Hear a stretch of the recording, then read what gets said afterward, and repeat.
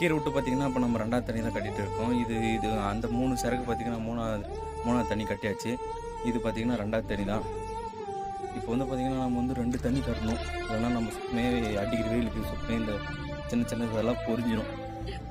வந்துருக்குங்களா? இதெல்லாம் பார்த்தீங்கன்னா சுத்தமே பொரிஞ்சிரும் கீரைங்க மொத்தம். அதனால் சிறுசாக இருக்கிறதுக்கு இப்போ தண்ணி கட்டலைங்கன்னா இந்த மேலே இரும்பெல்லாம் மொத்தமே போயிட்டுருக்கும். இந்த கீழே ஈமரி மட்டும் தான் இருக்கும். அதனால் மேலே ஈமரிக்கு வந்து நம்ம தண்ணி ஓட கட்டினா தான் பார்த்தீங்கன்னா இந்த கீரை நல்லாயிருக்கும். இல்லைன்னா சுத்தமாக கீரை மொத்தமே வதங்கி சுருக்கி நம்ம போட்டதெல்லாம் வேஸ்ட்டாக போயிடும். 1000 தான் இருந்தாலும் பார்த்தீங்கன்னா நம்ம விதைச்ச பயிருங்க நம்மளுக்கு மேலே வரும்போது பார்த்தீங்கன்னா ஒரு சந்தோஷம் இருக்கும் பார்த்தீங்கன்னா அது எங்கேயுமே இருக்காது. நம்ம கஷ்டப்படுறதுக்கு பார்த்தீங்கன்னா இன்றைக்கி நல்லா வந்திருக்குது கீரை. நம்ம கொஞ்சம் கஷ்டப்படணும். நல்லா ஃபுல்லு பார்த்தீங்கன்னா நேச்சுரலாக நம்ம வர வைக்கணும்னு சொல்லிட்டு ரொம்ப ரொம்ப கஷ்டப்பட்டுருக்கோம். அது கூட விஷயத்தில் ட்ரை பண்ணிட்டுருக்கேன். நம்ம கொஞ்சம் நாளில் முடிச்சிடும் எல்லாத்தையும். ஃபுல் அண்ட் ஃபுல் எல்லாமே எருவு தான். எருவு வச்சு தான் எல்லாமே பண்ணிகிட்டு இருக்கேன்.